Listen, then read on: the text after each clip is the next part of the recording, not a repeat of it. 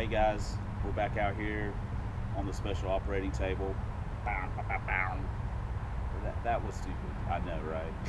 I know you're probably thinking the same thing. If I was watching this and I saw that happen, I'd go, that guy's a moron.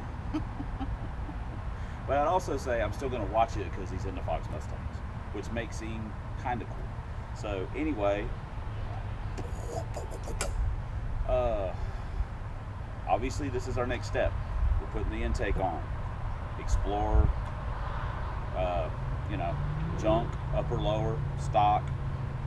They hadn't been ported. The throat's been open to 75, but we got a 65 on it. So you can see that wah, wah, wah, wah, wah, wah, wah, right there. So that's what we're going to do. We're putting the 65 on. We're going to throw the EGR, the garbage, put our block off on there. Put this little babe on and see where that gets us. We're at a 786 best, a couple 786s. So maybe this will put us, maybe we can squeak a 779 out of it. That'd be pretty sweet.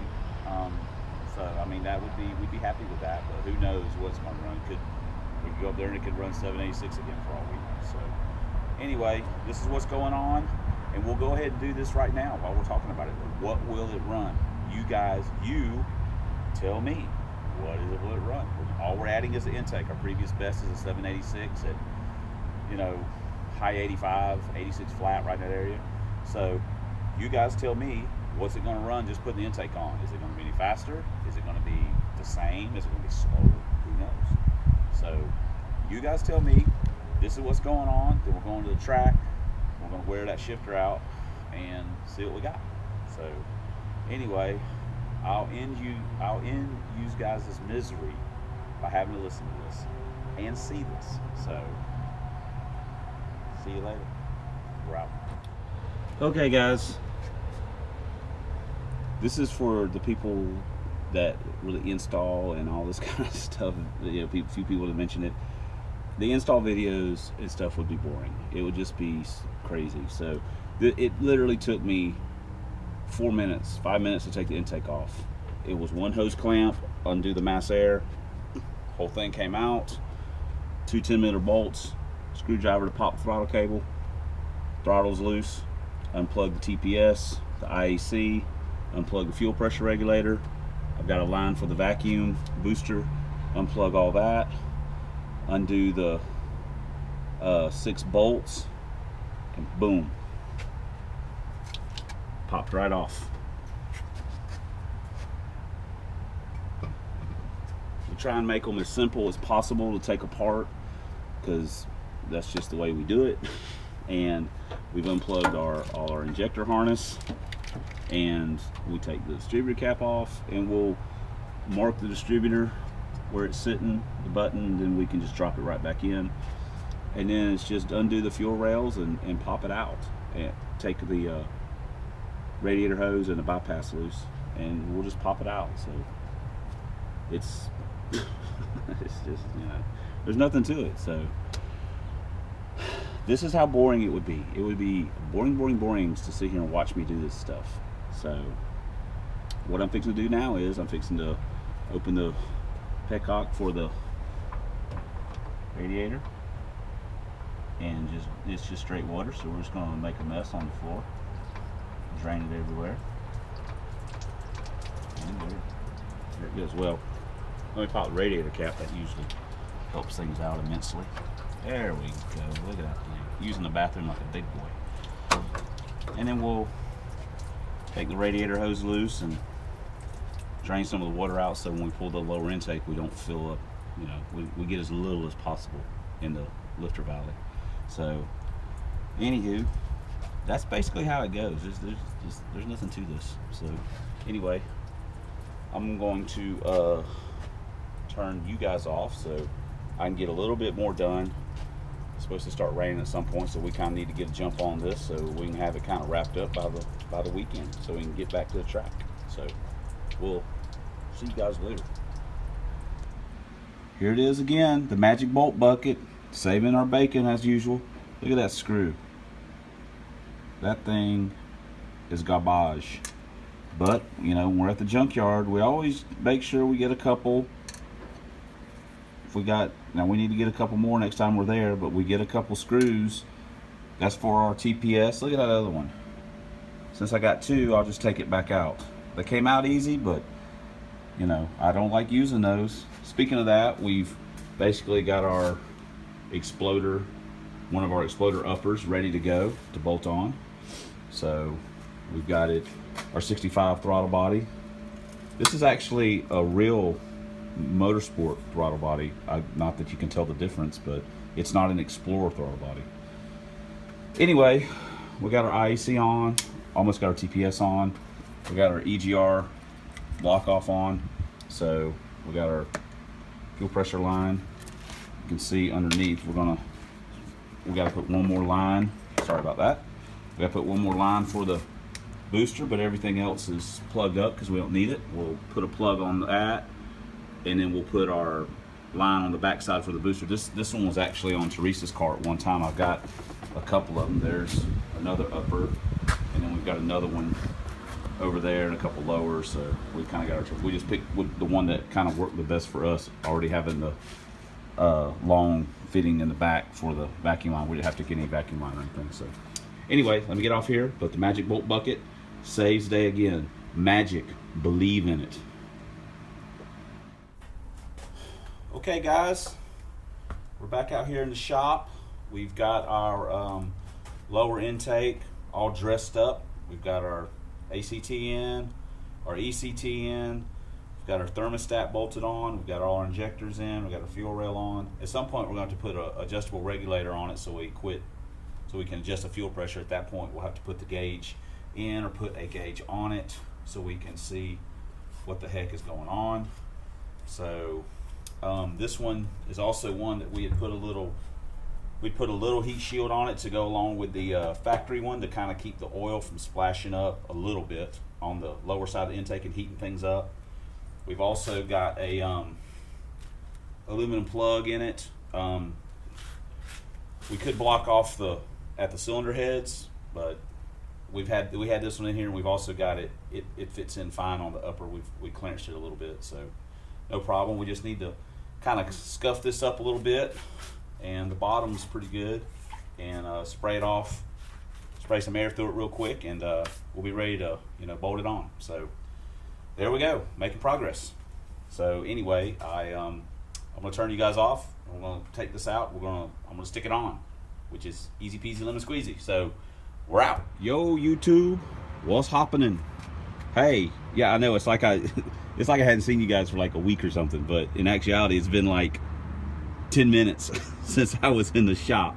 So what we've done here is we've thrown our lower intake on.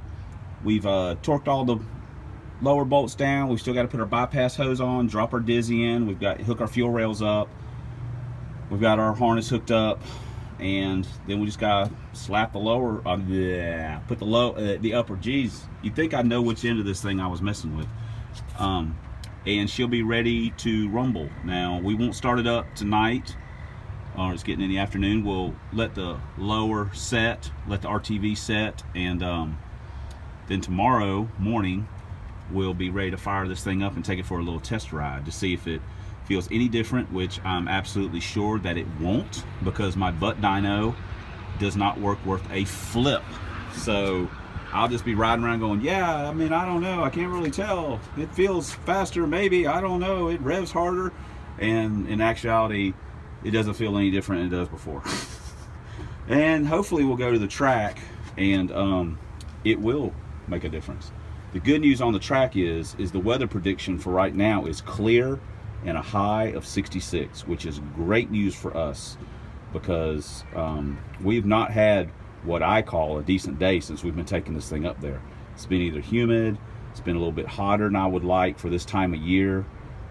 So anyway, we're kind of excited, and we're hoping that maybe we'll improve a little bit from where we were before. So we shall see.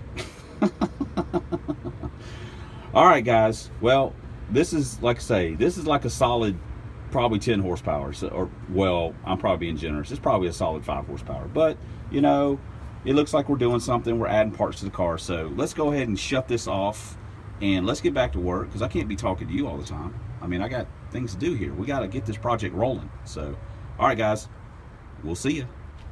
All right, guys, we're back, and we're all done. We did it with perseverance, strength of character, knowledge, heart. We really just used Mountain Dew and some tools. So whoever invented this, you're my hero.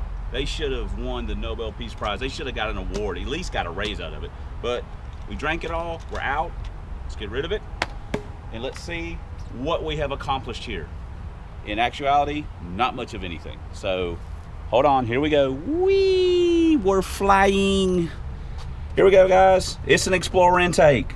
There's probably as many Mustangs with them as there are Explorers running right now with them. So we got it on. We got our Dizzy dropped in. Everything's hooked up. We just got to put some water in the rad, prime the fuel rail. We've got a much cooler cold air intake or hot air intake, just because I didn't really like the other one. This one looks a little, I don't know, I just like it better. Isn't that good enough? And Jack has been checking out everything, making sure I'm doing a good job. I'm not sure I've passed his QC test. But anyway, so this is what we've got going on, and we're going to let it sit for tonight. We'll come out tomorrow, fill up the rad, fuel rail, blah, blah, blah, and then we'll fire this thing off. We'll go make sure that our butt dyno doesn't work as we normally know it doesn't, and then we're going to try and get this thing up to the track, and hopefully we're going to run some numbers, or we're going to run maybe marginally better than we ran before. So, and if we do, that'll be great. You know, some high 770s, that I'm being pretty optimistic there, but you know, with 779, that wouldn't break my heart. So with the minimal modifications, and then we'll bring it back and we'll start tearing it all apart again and get ready for the next round of mods. Hopefully our valve springs will show up. So they've been ordered. But anyway, let me get off here. It's about time to go eat dinner. I'm sure you guys are bored to death. This has been probably one of the more boring videos of installations and things we've been doing and blah, blah, blah, blah. So, and fortunately, Big Tony hadn't made an appearance up here trying to smooth talk all this stuff. That's why I got Jack out here. He keeps Big Tony under control. Isn't that right, bud? He's don't care. He's bailing out. So, all right, well, let's get off here, or I'm going to get off here. You guys are going to keep doing whatever you're doing. So hopefully it's getting ready for working on your project car, whatever you got going on, ordering parts, just getting your car on. I know you guys up north are probably getting ready because it's getting close to springtime. So anyway, we are gone. Yo, YouTubers. Okay, well, anyway, it's running. We're just fired it up, set the timing, and we're just burping the radiator, getting all the air out of it and everything, and topping it off. And then we'll take it for a little, maybe we'll hook the GoPro up, and we'll take it for a little test drive just so we can see that our butt dyno doesn't work and it doesn't make any difference. Anyway, all right, well, let me attend to this thing. We'll get the GoPro hooked up here in a minute. Wow. All right, guys, we're in the Trojan Horse, and we're kind of out for our test drive, first drive with the new intake and throttle body.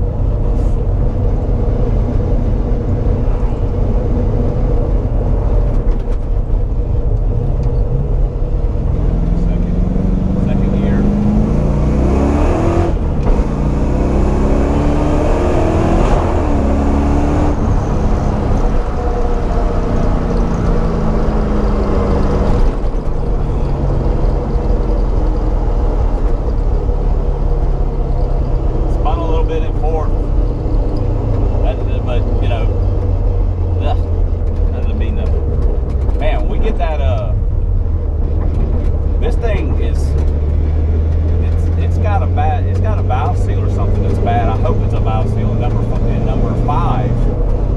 I pulled the plug out and cleaned it before we went on our run. I'm actually going to probably buy another plug to put in at the track. You know, I'm hoping it's a valve seal because we'll get some smoke in the car. You'll see it like on the video, kind of roll in here sometimes, and it's from a little bit of oil. And you probably noticed on the first videos, the out of the car videos, you'll see it poof on the launch. And I was like, wow, you know. But what do you expect? The old 5-liter, old 302, God knows how many miles got on it. The speedometer's broken, the cable's chewed up, so who knows how many miles this thing's got on it.